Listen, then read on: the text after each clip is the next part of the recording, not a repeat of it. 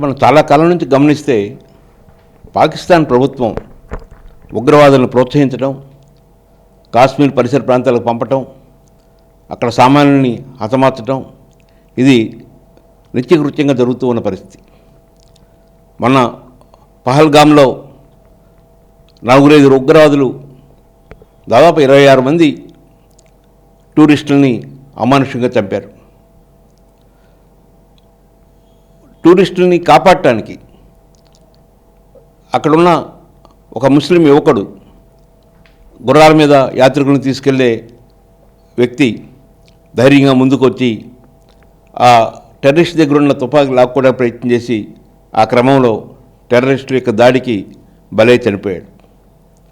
ఆ అనంతరం అక్కడున్న యాత్రికుల్ని స్థానికంగా ఉన్న ముస్లింలు ఎంతో గౌరవంగా ఆదరించారు, వారికి భోజన సదుపాయాలు కల్పించారు, వారిని మంచి మార్గంలో చివరికి ఏ ఇబ్బంది లేకుండా చేర్చగలిగారు. అంటే ఈ దాడి కేవలం హిందువుల మీద దాడే కాదు, ఆ ఉగ్రవాదులు వారి లక్ష్యాలకి భిన్నంగా ఉన్న వారందరి మీద ఈ దాడి చేసే పరిస్థితి చూస్తున్నాం. గతంలో ఉగ్రవాదం మనం గమనిస్తే ఖలిస్తాన్ ఉద్యమం ఒక ఉగ్రపీడితంగా మారి ఇందిరాగాంధీని బలిగొంది. ఖలిస్తాన్ ఉద్యమంతో ప్రేరేపితులైన సెక్యూరిటీ గార్డ్స్ ఇందిరాగాంధీని చంపారు. ఎల్టీటీలో శ్రీలంకలో జరిగే అంతర్యుద్ధంలో ఎల్టీటీ సంస్థ రాజీవ్ గాంధీని బలిగొంది. బెనజీర్ భుట్టోని పాకిస్తాన్లోని ఉగ్రవాదం బలిగొనడం జరిగింది.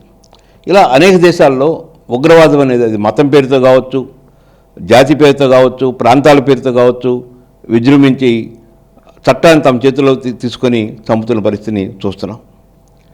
పహల్గామ్లో జరిగింది తప్పనిసరిగా పాకిస్తాన్ ప్రభుత్వం యొక్క అండదండలతో వారి ప్రేరణతో జరిగిందిగా భావిస్తున్నాను. సార్, మన జవాన్ల ధైర్య సాహసాలపై మీ అభిప్రాయం ఏమిటి? వాళ్ళు దేశం కోసం చేస్తున్న త్యాగానికి మీరు ఎలా కృతజ్ఞతలు తెలుపుతారు? భారత సైన్యం, అది నేవీ కావచ్చు, ఎయిర్ ఫోర్స్ కావచ్చు, బార్డర్ సెక్యూరిటీ ఫోర్సెస్ కావచ్చు, ఎంతో ధైర్య సాహసాలని ప్రదర్శించి 2-3 రోజుల్లోనే మన సత్తా ఏంటో, మన శక్తి ఏంటో, మన దగ్గరున్న బలం ఏంటో పాకిస్తాన్కి చూపగలిగారు. దేశం మొత్తం ఐక్యంగా నిలబడింది. దేశంలో ఉన్న కులాలు, రాజకీయాలు, మతాలు, ప్రాంతీయ విభేదాలు ఇవన్నీ అడ్డు రాలేదు. వాటన్నిటికన్నా అతీతంగా జై భారత్ అనే నినాదంతో ఆ భారతీయతని ప్రదర్శించారు. అందరూ ఏకకంఠంతో పాకిస్తాన్ యొక్క దురాక్రమణని, పాకిస్తాన్ యొక్క దుష్టచర్యల్ని ఖండించారు. ముఖ్యంగా ఒకే రోజు రాత్రి 1 గంట 5 నిమిషాల నుంచి 1 గంట 30 నిమిషాల మధ్య ఒక 25 నిమిషాల్లోనే 9 ఉగ్రవాద స్థావరాలను ధ్వంసం చేయటం గొప్ప పరిణామం. అతి తక్కువ సమయంలో మిగతా పౌరుల్ని, పాకిస్తాన్ సైన్యాన్ని ఏమీ ఇబ్బంది పెట్టకుండా కేవలం ఉగ్రవాదుల యొక్క స్థావరాలను ధ్వంసం చేయడానికి మనం ప్రయత్నం చేశాం. అందులో సఫలీకృతమయ్యాం. తద్వారా ప్రపంచానికి భారతదేశం యొక్క శక్తిని చూపించగలిగాం.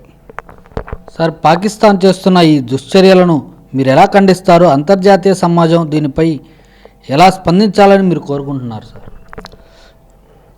పాకిస్తాన్ దుశ్చర్యల్ని ఒక చైనా, టర్కీ మినహా ప్రపంచ దేశాలన్నీ వ్యతిరేకించినాయి. భారతదేశానికి అండగా నిలబడింది. చివరి దశలో ట్రంప్ తనంతట తను ముందుకొచ్చి అటు పాకిస్తాన్ని, ఇటు భారతదేశాన్ని ఒప్పించి యుద్ధ విరమణకి శ్రీకారం చుట్టాడు. నిన్ననే ట్రంప్ ఒక ప్రెస్ మీట్ పెట్టి అందులో చాలా స్పష్టంగా చెప్పాడు, 2 దేశాల యొక్క వాణిజ్యాలకు ఇబ్బంది కలగకుండా ఉండటానికి నేను ఈ యుద్ధాన్ని విరమింపజేశాను, వాళ్ళ వాణిజ్య అవసరాల కోసమే విరమించుకున్నారని చెప్పడం జరిగింది. ఇదే మొదటిసారి భారతదేశ స్వాతంత్రం వచ్చిన తర్వాత భారతదేశం యొక్క సార్వభౌమత్వాన్ని, భారతదేశం యొక్క పటిష్టతని, భారతదేశం యొక్క గౌరవాన్ని ఒక రకంగా మనం కోల్పోయాం. సార్, భారతదేశ సార్వభౌమత్వాన్ని, సమగ్రతను కాపాడుకోవడానికి మనం ఎలాంటి చర్యలు తీసుకోవాలి? దీనిపై మీ ఆలోచనలు చెప్పండి సార్. ఉగ్రవాదాన్ని అణచడం కేవలం యుద్ధం ద్వారా సాధ్యం కాదు. మన ఆయుధ సంపత్తిని పెంచుకోవాలి, మన సైనిక బలాన్ని పెంచుకోవాలి. దాంతోపాటు రాజకీయ దౌత్యం అవసరం, రాజకీయ సంప్రదింపులు అవసరం. పాకిస్తాన్, భారతదేశం 2 దేశాల అధినేతలు కూర్చొని మాట్లాడుకొని ఒక స్పష్టమైన వైఖరి తీసుకోవాలి. ప్రజలకి నష్టం లేని వైఖరి తీసుకోవాలి. సామాన్య ప్రజలు యుద్ధంలో బలి కాకుండా చూడాల్సిన అవసరం ఉంది. మన సరిహద్దు ప్రాంతాల్లో పాకిస్తాన్ సైన్యం విచ్చలవిడిగా కాల్పులు జరిపిన పరిస్థితిని చూస్తూ ఉన్నాం. ఈ పరిస్థితి పునరావృతం కాకుండా ఉండాలంటే భారతదేశంలో ఉన్న ప్రజాస్వామ్యవాదులు, భారతదేశంలో ఉన్న రాజకీయ పార్టీలు, పాకిస్తాన్లో ఉన్న రాజకీయ పార్టీలు ఒక విశాల దృక్పథంతో ఆలోచించాలి, మానవతా దృక్పథంతో ఆలోచించాలి. ఉగ్రవాదం అనేది ఎక్కడున్నా, ఏ దేశంలో ఉన్నా, ఏ ప్రాంతంలో ఉన్నా దాన్ని ఖండించాల్సిన అవసరం ఉంది. సార్, చివరగా మొన్న జరిగిన పాకిస్తాన్ ఎదురుకాల్పుల్లో మన తెలుగువాడైన వీర జవాన్ మురళీ నాయక్, అలాగే కొంతమంది వీర జవాన్లు వీరమరణం పొందారు. వారికి ఎలాంటి ఘననివాళులు అర్పిస్తారు? మురళీ నాయక్ అగ్నివీరుగా మిలిటరీలో చేరాడు. కేంద్ర ప్రభుత్వం ఇటీవల కొత్త పథకం పెట్టింది. 4 సంవత్సరాలు మాత్రం ఆ ఉద్యోగం ఉంటుంది. 4 సంవత్సరాలు సైన్యంలో పనిచేయాలి. అతనికి ఆ ఉద్యోగం పేరు అగ్నివీర్. ఆ అనంతరం వారు మళ్ళీ వారి చదువులు, వారు ఇతర కార్యక్రమాలు చేసుకోవచ్చు.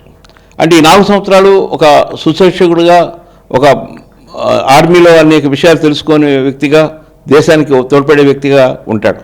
అలా చేరిన వ్యక్తే మురళీ నాయక్.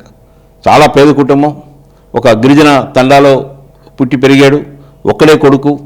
తను కోరిక ఆర్మీలో ఉండాలని, దేశం కోసం ఎంతో త్యాగం చేయాలని భావించాడు.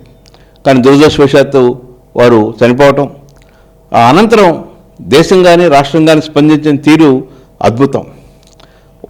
వారి తండాకి ఆయన పేరు పెట్టారు. వారి తండ్రికి ప్రభుత్వ ఉద్యోగం ఇస్తున్నారు. రాష్ట్ర ప్రభుత్వం ఒక 50 లక్షల రూపాయలు ఇస్తుంది. పవన్ కళ్యాణ్ 25 లక్షలు ఇస్తున్నాడు. జగన్మోహన్ రెడ్డి 25 లక్షలు ఇస్తున్నాడు. ఒక 5 ఎకరాల భూమి కుటుంబానికి ఇస్తున్నారు. ఒక 300 గజాల స్థలం ఇస్తున్నారు. వీటన్నిటితో పాటు అధికారిక పూర్వకంగా అంత్యక్రియలు నిర్వహించారు. వేలాది మంది ప్రజలు అంత్యక్రియల్లో పాల్గొన్నారు. ఇవన్నీ ఏం తెలియజేస్తున్నాయంటే దేశభక్తిని, దేశం పట్ల ప్రేమని, దేశం కోసం ప్రాణాలు అర్పించిన కుటుంబాలని గౌరవించడం అనేది కనపడుతూ ఉంది. ఇది మంచి సాంప్రదాయం, మంచి దృక్పథం. భవిష్యత్తులో కూడా ఎవరైనా ప్రాణాలు అర్పిస్తే వారికి భారత జాతి ఇంత ఘనంగా నివాళులు అర్పిస్తుందనేటువంటి ఒక సంకేతాన్ని తెలియజేస్తుంది. ఈ వీడియో నచ్చితే లైక్ చేయండి. అలాగే మా ఛానల్ ని ఫస్ట్ టైం కనుక చూస్తున్నట్టయితే ఇప్పుడే సబ్స్క్రైబ్ చేసుకుని పక్కనే ఉన్న గంట సింబల్ ని యాక్టివేట్ చేసుకోండి. అప్పుడే మేము పెట్టే ప్రతి వీడియో మీకు నోటిఫికేషన్ గా వస్తుంది. అలాగే ఈ వీడియో పూర్తిగా చూసినందుకు ధన్యవాదాలు.